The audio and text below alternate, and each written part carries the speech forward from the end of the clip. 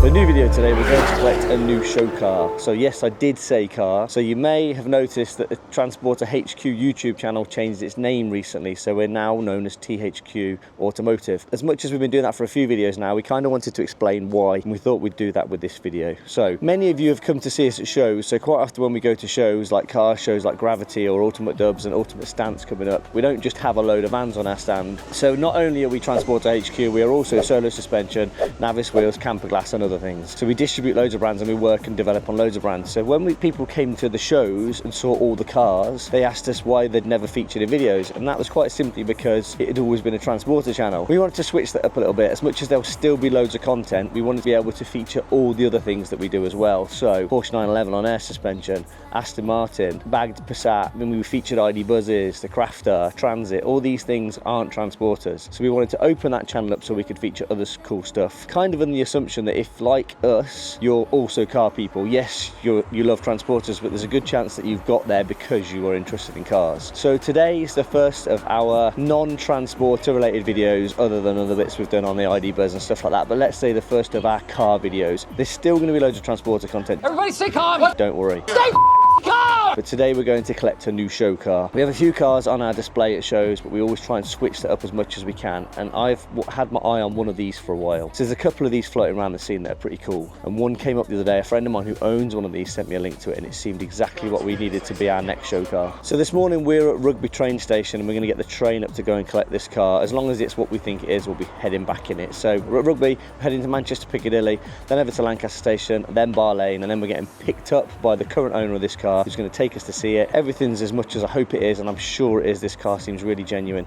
We're going to be driving it back to THQ and starting work on it ready for the show season. So we'd like to get this car at Ultimate Stance if we can get the wheels here in time. Might not happen because it is only 3 weeks away, but if not, we'll get ready for the next show. But opening the channel up to be THQ Automotive, we can show you the work that we do to this car along the way, ordering the wheels, designing the wheels, air suspension, all the usual bits that we're going to do to it. We're going to jump on this train, head up north, come with us on the journey. You get to see this car and we'll reveal it to you when we get there and tell you a little bit more about why we wanted this one and why we think this is the special one needed for us to take to shows.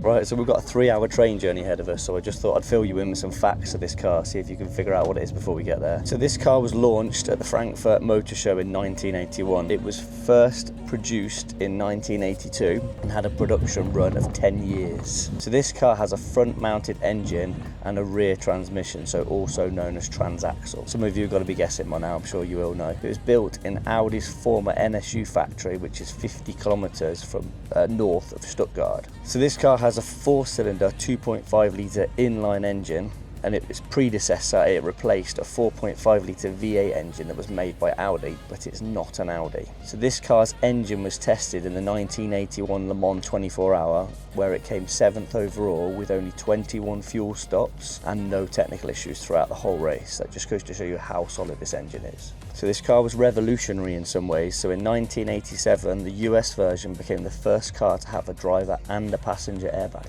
So this next clue will get a lot more people sure they know what it is. So the turbo model was reduced in 1985, producing 220 PS. The Turbo S model came later, which had 250 PS and did 0 to 100 kilometers an hour, so 0 to 62 in 5.9 seconds. So at the time, the Turbo S was the fastest 4-cylinder production car in the world. How reliable are these? Well, I'm sure everything has its problems, but in 1987, an Austrian long-distance driver, Gerhard Platten, drove the standard S model on a trip that mirrors the distance from the Earth to the Moon, which is 238,858 miles. He did it from Cape Canaveral Space Center in Florida, USA, drove across Europe and Asia and finished it in 258 days. Same car, same engine. But this particular car, the manufacturer made 163,302 cars, and it was probably the most underrated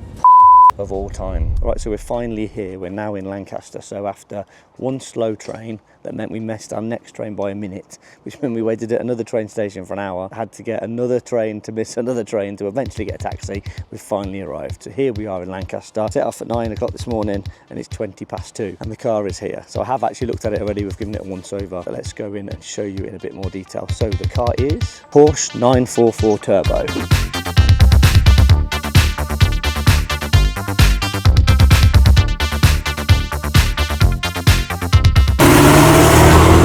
So this is actually the run out year, so this is the last year of production, so it's actually a Turbo S. As much as it's not branded a Turbo S, it has all of the engines and all the bits that a Turbo S came with, and it is so tidy for its year.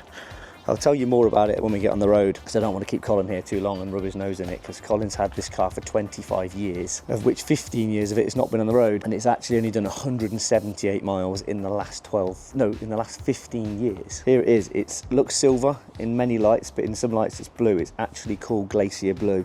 So this is a 944 Turbo in as close to original standard as you are going to find for a car that was built in 1989, coming up to 40 years old. But it's so tidy. So looking around it all, the whole thing, every panel straight. You can see there's no overspray, it's had no work on it. It's got the original wheels, original suspension. The interior's really tidy.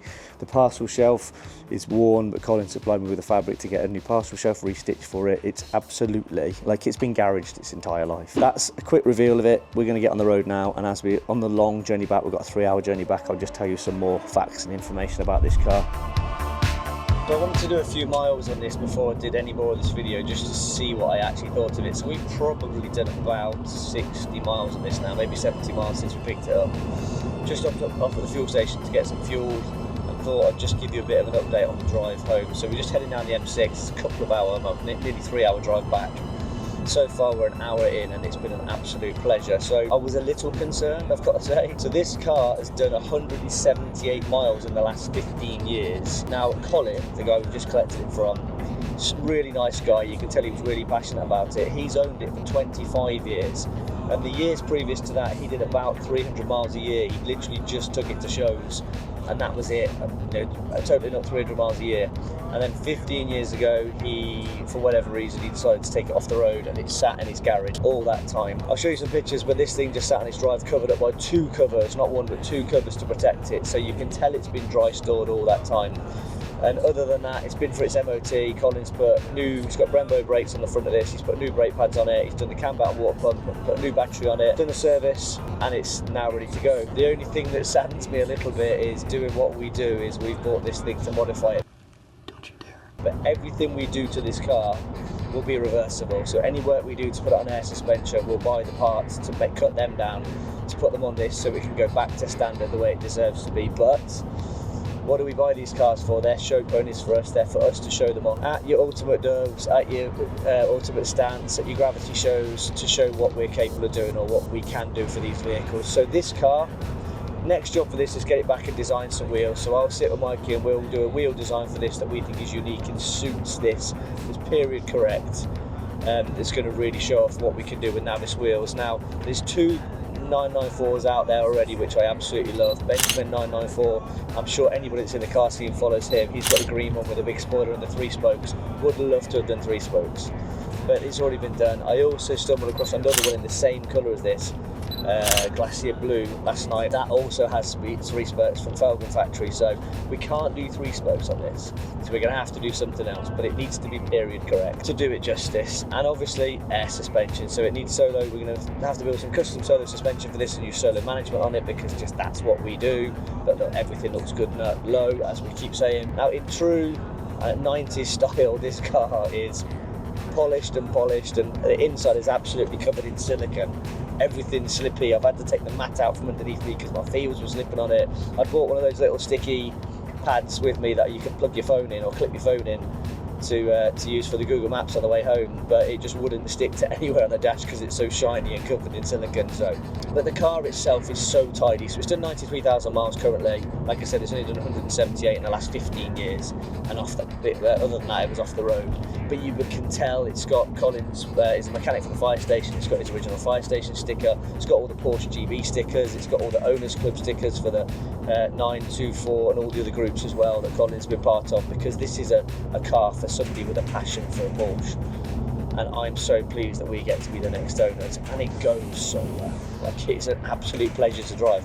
This car, for its era, in 36 years old now, air conditioning, full electric seats, electric lumbar support, electric sunroof, you know, it's got loads of mod cons. I mean, let's not forget the awesome pop-up lights that makes the 944 so appealing to me. I love them. I love this car, and I'm going to continue to enjoy it. When they go off to shows, I feel like this will be the one that I jump in. Leave the 911 behind, leave the Taycan and all the other things. Leave the dream build, let somebody else drive this. I think the 944 is the one I'm going to want to take to the shows. So we're back. So that was 184 miles, which is 6 miles more than this has done in the last 15 years. But the more I drove it, the more I fell in love with this thing. It's absolutely just made me beam. It's been an incredible drive. So this car was built when I was 10 years old. That shows you how old I am. Damn! And I was very aware of the fact that when I got in it and started driving it, knowing that it had not really been used for so long, that I don't know, that there could be a problem on the journey. But the more I drove it, the more confident I got with it and in it, and enjoyed driving it. We stopped off twice. We stopped off to get some fuel, and we stopped off for a cup of tea on the way back. But other than that, it's just been non-stop the whole way. Pulling onto the slip roads, the power is there.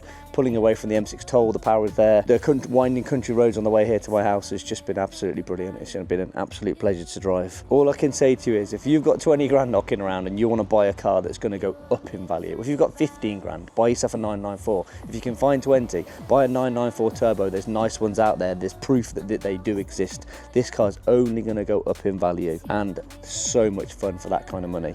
In true Top Gear style. Okay, hold on, I think there's a chance here. If I had 20 grand to go and find a car, to go and do a massive long tour or drive through Europe in it, this is without doubt the car I would choose. It's almost criminal that we're going to take this back to the yard now and we're going to start it. But as I said, everything we do to this will be fully reversible, but I promise we'll do this car justice in what we do. We'll pick and design a wheel that's going to look good. Yes, we're going to fit it on air suspension, but yes, it'll rise back up and it'll be fully reversible if it needs to be in the future, whenever it goes on to its next owner. So this video really was just to explain the direction of the channel. Now, that's not to say there's still going to be loads of transporter content. At heart, we're still transporter guys, but probably like you got into transporters because you're also into cars.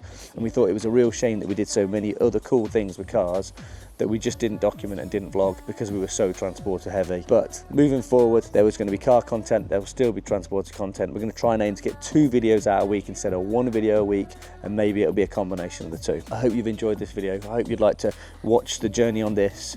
We have so many other cool cars that we've built that we've never really featured, so we'll probably go back through those. We'll definitely do a feature on the 911 Turbo.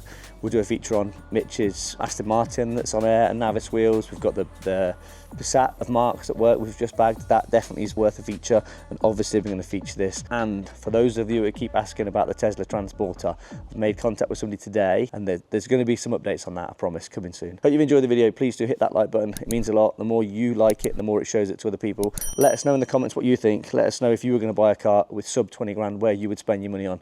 Maybe we'll look at that for our next show vehicle. Please do subscribe to the channel if you're interested in Porsches, Aston Martins, transporters. We're going to bring lots of interesting content, and as always, thanks for watching.